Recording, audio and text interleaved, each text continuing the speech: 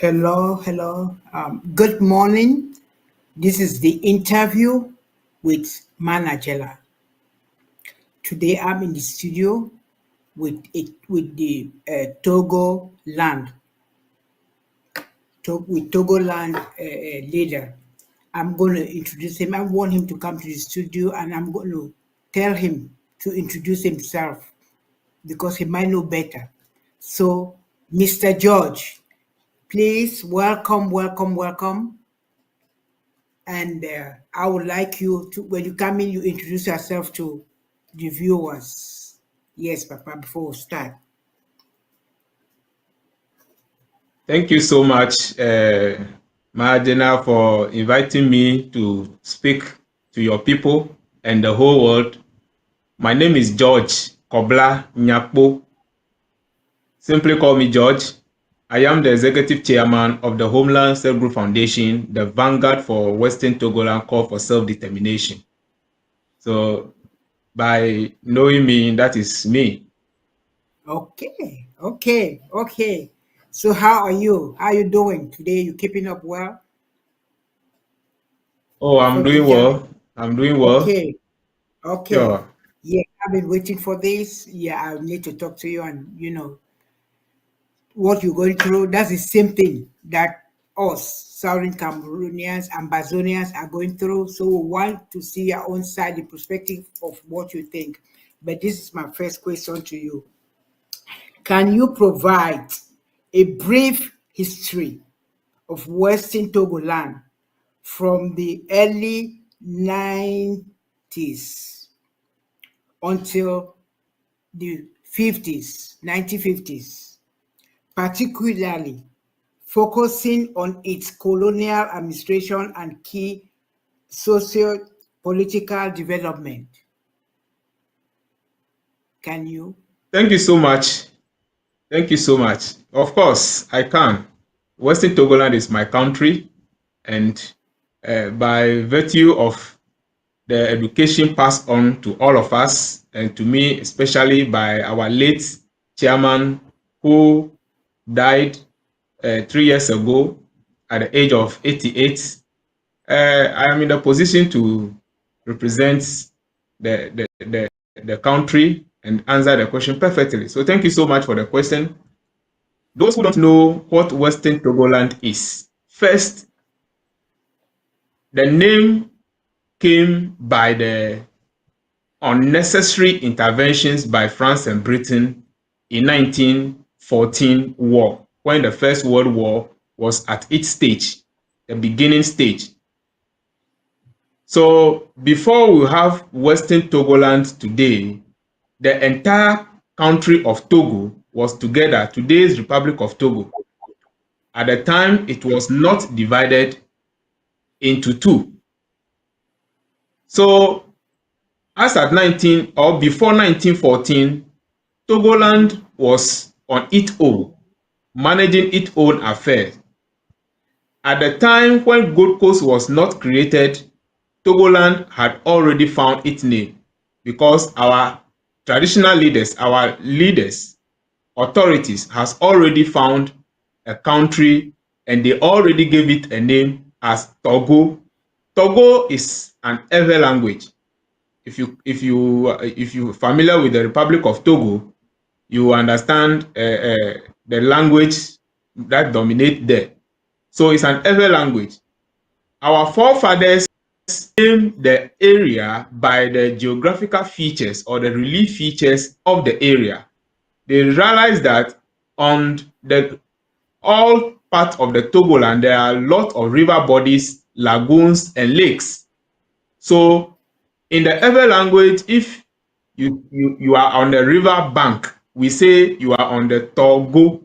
A to is what? Or is a river. So when you're on the bank is a goji. So people who are located on the bank of the river is where the name have emanated from. So as at that time, when even Gold Coast was not formed, Gold Coast came to existence by the bond of 1844. And this bond was strictly between the Fanti Confederation and Britain. they created the entity called Gold Coast that later becomes Ghana. So they started in 1844, 40 years later before the Germans came to Togoland to sign a treaty with our people. So Germany was the new friend that Togoland had, as Britain was with the Gold Coast people, France was at Dahomey. We also have Germany in the Togoland. Everything was going on well by the information and understanding of the time, because the relationship between the people of Togo and the Germans was a treaty of commerce and amity, which is we will be friend and will trade, not like the bond of 1844. There's difference between a treaty of peace and amity and a bond. When you are bonded, it's a different thing altogether. So by the outbreak of the First World War, for a reason best known to France and Britain, they decided to bring the war into Togoland in the name of coming to fight the Germans in the Togoland. Our question is, Germany, if Germany has offended you, you are close to Berlin. France is close to Berlin. Britain is close to Berlin. Fight Germany there. Why bring the war into Togoland that had no business with you? So our country suffers this ordeal. First World War was what brought the France and Britain. They came to the land in the name of fighting the Germans. So they divide the country after killing our population, and they divided the country among themselves. So the country now is now in two, one falling at the western side and one falling at the eastern side.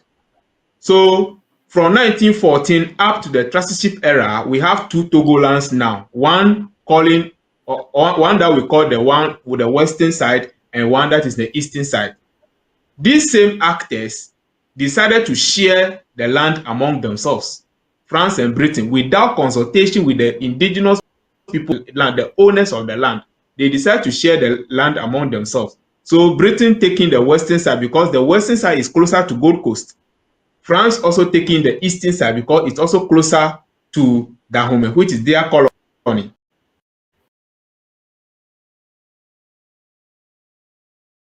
These lands and its people are not your colonies. They do not have any relationship with you formally.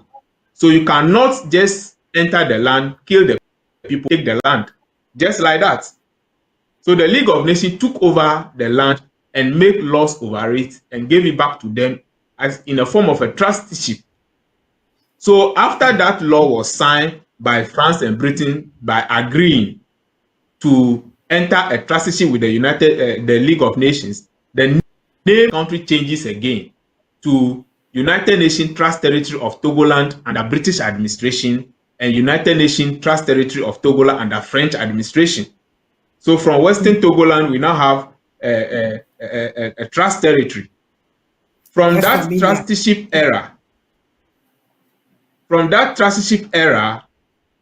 the Britain were asked to make sure that they live up to the dictates of the trusteeship. Some of the conditions in the trusteeship states that France and Britain must not cede any portion of the country or the territory that is in their care. So not an inch of the land must be ceded to be added to any of their colonies.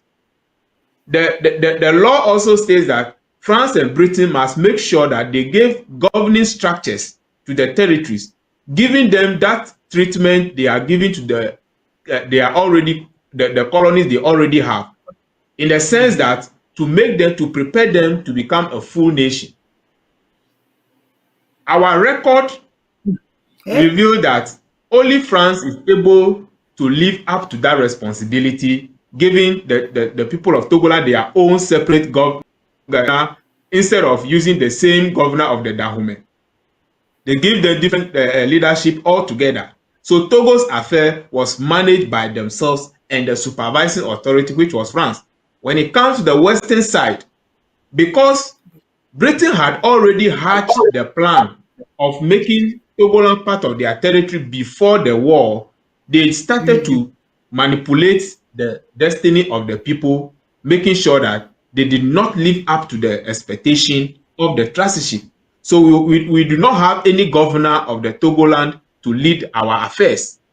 Britain was using the same system that the Gold Coast was having to rule over our affairs as well, which was not part of the agreement. So a country was on its own, not part of any of your colonies, but you are using your colonial systems to rule the country. This has been going on until we reach the era of the 1950s. So basically, this is the issue that we experience when you ask of Togoland. Yeah. Wow. It sounds so familiar with what is happening to us in Ambazonian, British Southern Cameroon. But anyway, I'll go for the Yes. second question. Yes. Is the 1956 British Togoland Statute plebiscite was a pivotal moment in the region's history. The Togoland Congress advocates for unification with French Togoland, yet the majority voted for integration with the Gold Coast. What were the key factors and major players that influenced this outcome? All right. Thank you for the question again. Before I take you through the plebiscite, there are certain things that I would like the viewers and listeners to understand about the Togoland issue. Throughout trusteeship, the conditions that Britain was to live up with, they did not live up to that condition. So we do not have our separate government. We do not have anybody leading the Togoland to take any decision on behalf of the Togoland people. There have been reports all the time asking Britain to live up to these responsibilities. But because at the time they have the superpower, they have the influence, they were not able to live up to those expectations. Now, coming to the era of the plebiscite, the first question is, was it part of the United Nations trusteeship era agreement that when the time comes, the people should choose whether to be part of Gold Coast or not? That was not part of the trusteeship agreement. The trusteeship agreement didn't say that we should go into plebiscite, we should have any referendum. The agreement says, give these people their separate government, treat them like nations, give them all the necessary training that they could have as a country. And when the time comes for end of colonialism, you leave the country for them. So there's no way that Britain will now wake up and say we should go to a how do we call it, a plebiscite.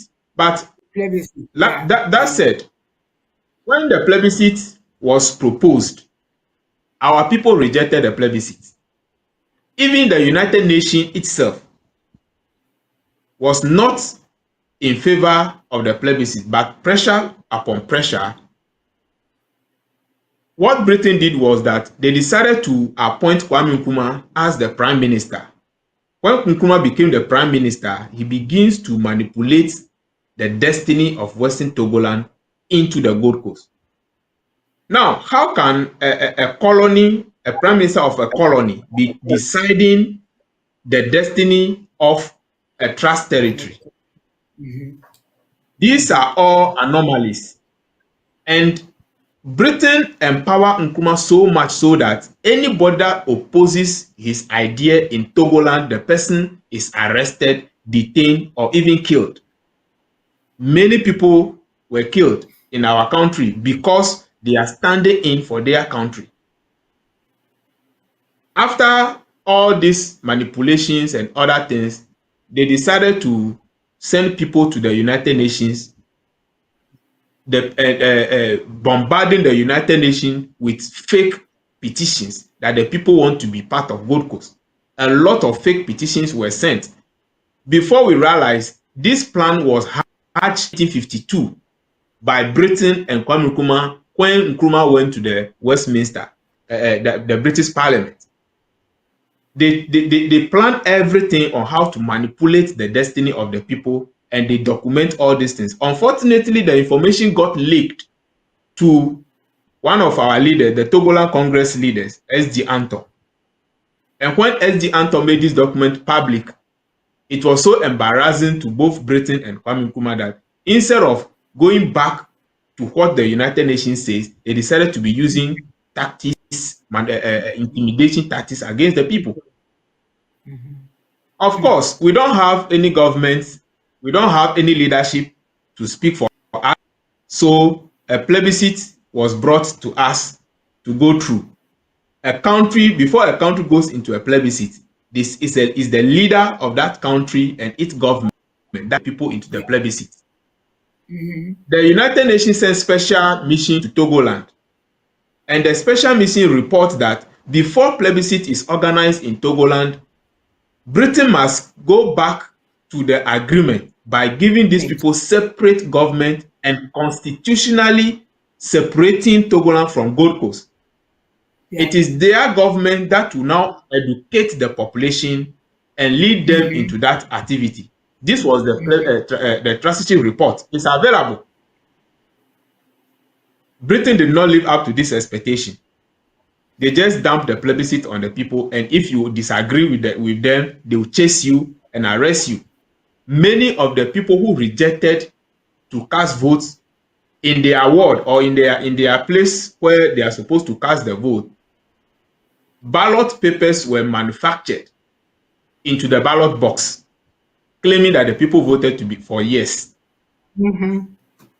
So we have actually, our people never supported any plebiscite in our land. That is why majority of the land, even when it comes to the coastal community, many of our people said they cannot vote in their country to become a national or citizen. So they were not going to vote. So majority of the communities in the coastal communities did not take part in the election. So when people say Togoland Congress chose plebiscite and all those things, it was actually not the case. But because we are orphans, who do anybody to speak to for us? So the plebiscite was brought. And at the time, no, we have tried every means possible to vote no. But as nobody is there, who is going to count the ballot papers and say that the people have voted for no? The returning officer is not from Togoland. Nobody is represented at Togoland in the whole process of the plebiscite. So the people were just there. The Britain and Kwame Nkrumah are the players. They are the same time the coach and the same time the referee of the plebiscite. Even the people who were sent to come and monitor the plebiscite from the United Nations were all puppets of Britain. They were scared of Britain to the extent that they cannot even question them. So these are the situations that led to the plebiscite. Wow. Wow. Wow. As you're talking, I'm just saying, Southern us, Southern Cameroon, my own country, which is now Ambazonian. Just what you're explaining is a lot of those things are almost similar to what happened with us. But this is terrible Yes. that these people will sit and decide for other country, other place. I mean, it's sad. It's so sad. It is sad. And even up to now, they're not doing anything. What is going on in those places that people are not satisfied with what is going on there. They cannot even come in to see what is going on, what they made mistake, and they will never admit their mistakes. When it's there, written, but they will never. What is going on, I don't know. But just keep fighting and keep talking. Maybe they will listen to us one day. We don't know. I'm going to the third question. Could you explain the origin, the objective of the Homeland Study Group Foundation, which is HSGF? Additionally, what Do you know about the founder, Charles Komi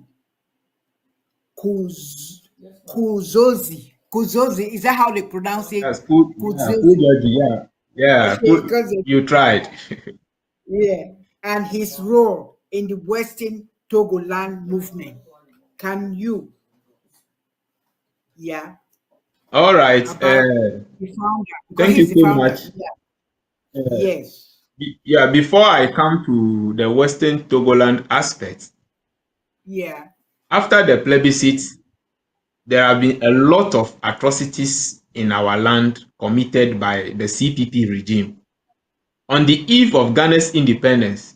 Now, the whole thing is this: the plebiscite states that the people should choose whether to be on their own for a possible decision, or Yeah. they should decide whether to be in union with the independent Gold Coast.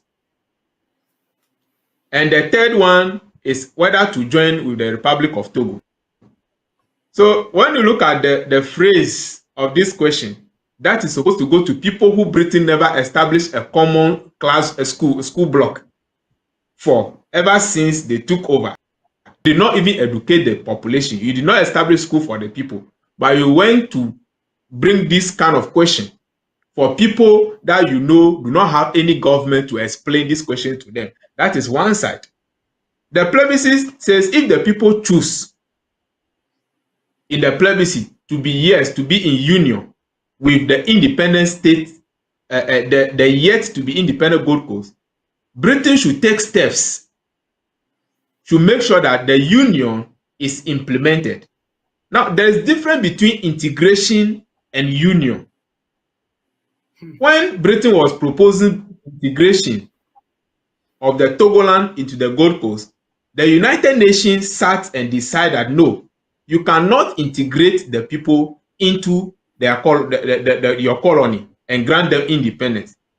But grant Gold Coast independence, then form a union between the two countries. In their own report, they state they foresee the future where Togolanders will not be interested in the relationship any longer. And if that time comes, they can use the procedure to determine their own future. The record is there. Anything that I am saying here is from the United Nations record. I'll be writing to them to give them details of everything. So if anybody wants to challenge me, very well. So the people voted yes in the plebiscite, meaning they'll be in union with Gold Coast. That's why it took Britain 1 year later to grant independence to Gold Coast. And in his statement that was sent to the United Nations Trustee Committee, Britain said that she had granted independence to all the territories of the Gold Coast as independent state of Ghana. And she went on to say she had formed a union between the United Nations Trust Territory of Togoland and the British administration.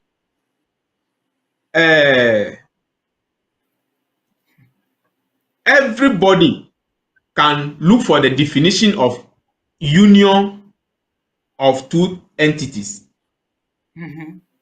She did not say she has integrated Togoland into Gold Coast and granted independence. She didn't say that. But she says she granted independence to all the territories of the Gold Coast, then forming a union between the two. So the question, what exactly is that union? Yeah. Our people have been asking about this question that, okay, you said we voted yes. We said we did not, but the yes is for union. Where is the union document? Represented Ghana in the union process, who represented Togoland in the union process. We want to see the document, we want to see the rules and regulations governing this. This was the question asked by Kwame Nkrumah, and he decided to send soldiers, Gold Coast soldiers, to our land to go and kill the people. As at 1957, when Ghana was celebrating their independence, there was war going in some part of Togoland, places like Pando and Alavanyo.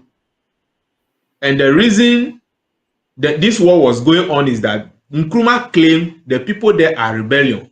did not want to join the Ghana project. So you send soldiers to go and kill them. So ever since, anytime somebody talk about Western Togoland, Ghana government will send soldiers after the person. This has been happening until 1975, when one of our citizens, I don't, maybe you know him. He was the former president, the former ambassador to of Ghana to Kenya, Professor Kofi Awuno, Akufia. the Ghana's ambassador who was shot at Kenya. He Yes. in 1975 asked the regime that what exactly is the union between Togoland and Ghana? And That every Ghana. day Yes. we have been suffering in this country, be tagging us as Again, strangers. We are not Ghanaians. We are this, we are that. This question provoked the regime. They arrested him and charged him for instead to treason. try to come and explain to you all, they came and arrested people. You see how the dictatorial they are, because things like that. You all have been asking all these questions to come and try to explain things so that you people will understand why they decided to put you all with Ghana. I mean, with the Ghana, or why is it that they did not keep to their agreement? But instead of them to do all those things, they come again and then to kill you people, to suppress you people. And that is what is wrong with Yeah. this. I don't know. I will say the Western world. What is wrong with this colonial? Let me not say they come and get me, because they just came and then extracted everything from Africa, and then they rush, and just left things unsettled and go, and then keep us in confusion and fighting. And they are sitting now. They don't care. They don't care of what is happening. And we have to start letting these things out there. We say it out, we talk about it, let them know what they did to Africa. It is not good. What they did to us is not good at all. And that is why we're having all this conflict everywhere, all around African nation. And we have to try to stop that. Yes, Papa. Yeah. So the after what like I was saying, the Yeah. regime arrested this man. It took the Amnesty International to secure his release. And the record is with the Amnesty International as we speak in 1975. In 1976, the regime came out with a Prohibited Organization Act saying that nobody must mention the name of Western Togoland in this country. And that law continued to be in Ghana's constitution, even though they said they are in a democracy. As we speak, it is that under that law that many people are always suffering today. Now, let me go back to the question you asked about the Homeland Security. When all these things are happening, our elders decided to come together and form this foundation called the Homeland Group Foundation. And the leader at the time was Mr. Charles Komikujoji. We affectionately call him Papa Vihobedeto because he is someone who mastered the history of the country and has been educating us on all that has happened. And this came in because all the time they have been telling us, calling us that we are Votarians, we and our brothers in the north, we are not Ghanaians. Others are not Ghanaians, and all this. When you ask anybody right now who is a Ghanaian, ask him, we are not Ghanaian, we are Togolese. We should go back to Togo. This has been the call all the time. If the people are not Ghanaians, allow them to be on their own. When the people begin to say that they should be on their own, you say, go and arrest them again. So the Homeland Security Foundation came into being to be educating the population, to tell us the history from where we are coming from and where we are supposed to go. So in 1994, the Homeland Security Foundation was formed. And in 2006, they registered the organization. And this organization has been peaceful in every of our activities. But the government of Ghana always gets scared when we talk about our own country and its history. But the government is not worried when the other people in Ghana say that Votarians are not Ghanaians, or we are Togolese, or they should chase us from Ghana. There are a lot of documents that are in 1982. a group came out in this country known as National Association of Indigenous Ghanaians. Their motive is that we, the plebiscite Ghanaian, they always call us the plebiscite Ghanaian. We are illegitimate part of Ghana and we are not real Ghanaians and we must leave the country. If we refuse to go, they will send bombs and other things into our homes. This letter was spread across the whole country. Copies sent to the United Nations. Nobody was arrested in 1982 when this thing was happening. But today, when we begin to speak about our history, they say, come and arrest us.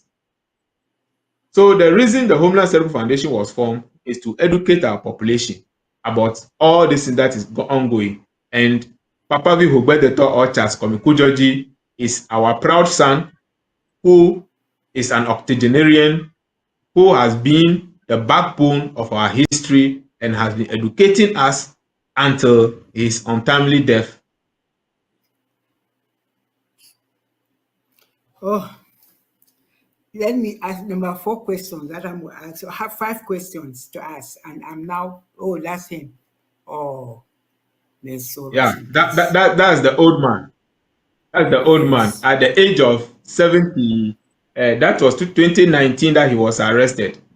At that time, he's 85 years old.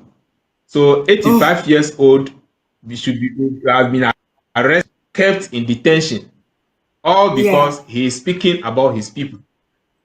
And Ghana that's how. is describing itself as beacon of Africa's democracy, freedom of speech, freedom of everything. So if freedom of speech, there's a law that says people cannot speak about their own history, but others in this country can freely speak about their history.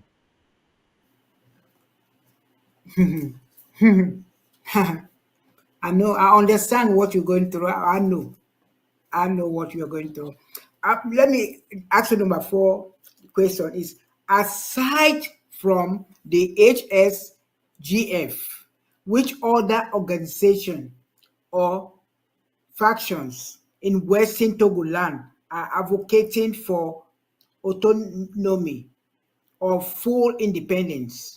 What are their primary motivation and method that they're using? Thank you. Thank you so much. Like I said before, the World Foundation is the only organization established since 1994.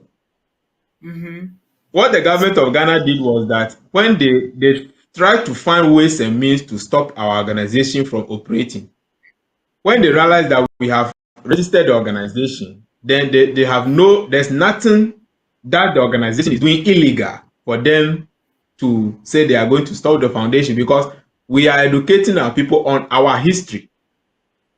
They realize that the population is getting the information of self-determination and they are scared of that.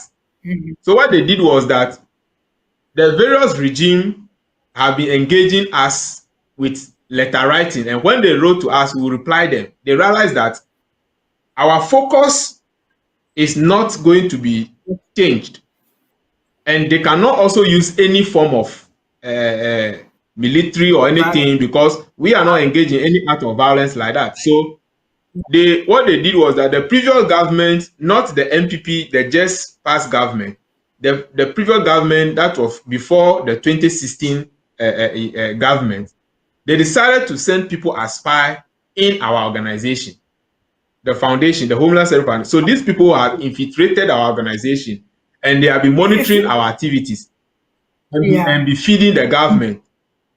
The government didn't know that we also got to know that they have sent people to infiltrate us. So we are also monitoring them like that. Then, We continue our activity. When the government changed to the just past government, they decided to launch an attack by arresting our people with the mindset that the arrest is going to force us into misbehaving or to discourage us. When we misbehave, then they can use the military to enter our land and do whatever they wanted to do. But they realized that the arrest has also not been successful because when they take us to their own courts, we have been defeating them in their own courts, in all the charges, treason and all those things. We have been defeating them. So what they did was that they decided in 2019 to those who they send as spies to come and confuse a certain class of our people into forming another group inside the organization. That the first one was a group called People Liberation Council. You cannot find them anywhere after they've achieved their objective. Then the next one they formed recently that demonstrated by giving some of our people the idea that, oh, if we do not demonstrate, if we don't take up arms, the world will not pay attention to us. Once they declare that they do all these kind of things, the world will come into their favor. This was what the infiltrated plan into some few of our people. So they quickly wake up one day and said they have formed a political movement, a group calling itself Western Togoland Restoration Front. And they are going to do this, they are going to do that. The same people that the government sent among them were the people who were leading them into doing that. And they did some demonstration, the government come in, and what the government did was that any of the Homeland Security Foundation members that they know previously that they cannot arrest, they are now using the demonstration of the Restoration Front to be arresting these people now. And when they arrest you, they say, hey, you belong to Restoration Front. When they arrest you, they say you belong to Restoration Front. So that the message can get to the whole population that, hey, they should, so that they can be discouraged from the agenda. Yeah. Immediately they achieve this aim, you realize that this group that emerged as a radical group ready to fight for independence, the group has disappeared. The group has disappeared since 2020 that they demonstrated. The group has disappeared. And the Homeland Security Foundation continued to persist. We continue to be around, following all the legal laws of the entire community, because the foundation is a member of the UNPO. Since 2017, we have been members of the UNPO, and in the UNPO, one of the very stringent rule there is that you cannot go violence. You must strictly follow the law. So we are pursuing that. So today, if you check anywhere about Western Togoland, a group fighting for Western Togoland separation, it is the Homeland Security Foundation that you find. It is only in those acts of violence that are recorded on the internet that you will see. But when into the country now, the Homeland Security Foundation is the only organization that is leading the Western Togoland call peacefully to self-determination. Any other group that will emerge in the name of violence, they are planned groups. They are planned from the same actors. Yes. But you see how it is so good, because they try to infiltrate you all to make that, and because you people stood for your destiny and non-violent, you see now it's on them now. They don't know what to do. I believe they are now frustrated because you all are still, because I know they wanted to dismantle this year group, but because they came and infiltrated the group, and then you people, you all were so smart. And with this, I'm taking this what you are saying. I'm taking it really, to apply it. Let our people to apply such things, because what you are saying is what is happening with us. You understand? That's what is happening with us, what is going on now in this thing. But I thank you very much for coming to tell us these things, so we learn from each other. We know what is happening. We understand, because sometimes you'll see you people that are nationalists, all the nationalists, they want to stop them. That's what they're doing. When they see a nationalist, somebody that is there for your country, you believe, and it's what they showed us, and that's what you're going by the book, but they don't want it because a lot of corruption. Let me ask you the last question, and then what is considered the capital of Western Togoland, and what is the current estimated population of Western Togoland? Can you tell us? Thank you. The capital of Western Togo has since been Ho. The writing is Ho, which is the capital of the Volta region today. Yeah, it has been the capital since the Ho. I said just 2 words. That's how it is. Wow. Just 2 words. Yeah. I thought Chinese Yeah. people. So These are it has been the capital. It's the yeah. capital since the trusteeship era until now. Mhm. And well, you know what Ghana is doing? Ghana is doing a very funny thing with our country. Anytime they wake up, they will come up with the idea they want to divide the country. So the last year they did a division of the region. The Ashanti region is the biggest. They did not touch it, Yeah, but they came to yeah. divide the Volta region again.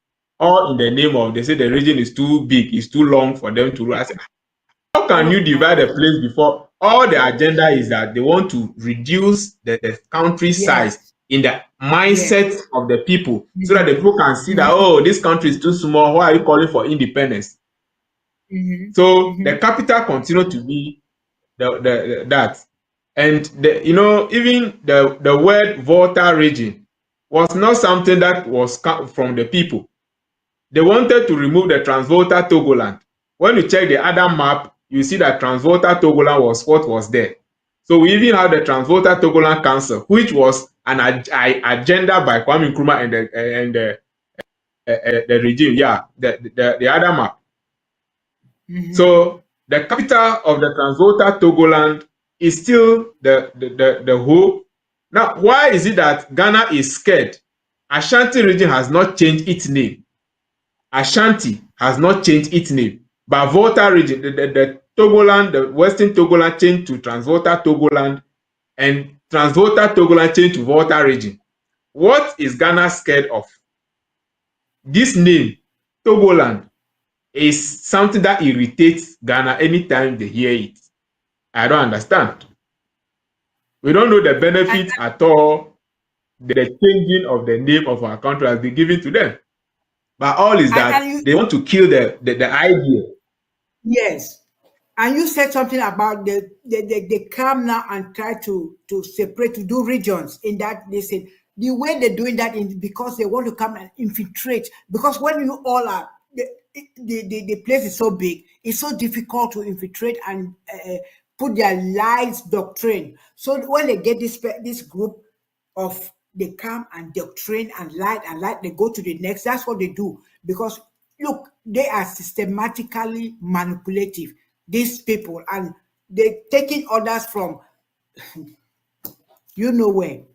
You are very right. You are very right. When they divide the voter region in Yes. 2018, Hmm. the top of the region where we know as vote, they changed the name into a name Hmm. that sounds like an Ashanti name, into Oti region. Yeah, As we that's what speak, they do. the people, the Oti region is claiming allegiance to the Ashanti land, Ashanti kingdom. So Hmm. they claim the area it belongs to the Ashanti people. Okay. You see, a place that has Population. never been there.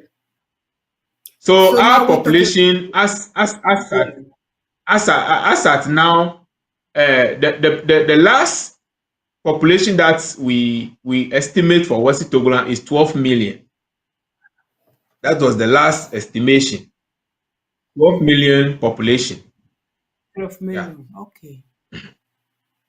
That's nice, Papa. But I thank you very much because this is the last question I was supposed to ask. And nice talking to you. And I hope you'll be coming more often so we discussed about all these things. Really, I appreciate you and thank you very much for coming. Thank you very much. Now I have understood a lot of Thank you what so is much. going on in that area. Yeah. Thank you. God bless you. Thank you so much Have it. for Yeah, thank you also for the opportunity, and I salute all Ambazonians. We are watching the Ambazonian struggle from afar.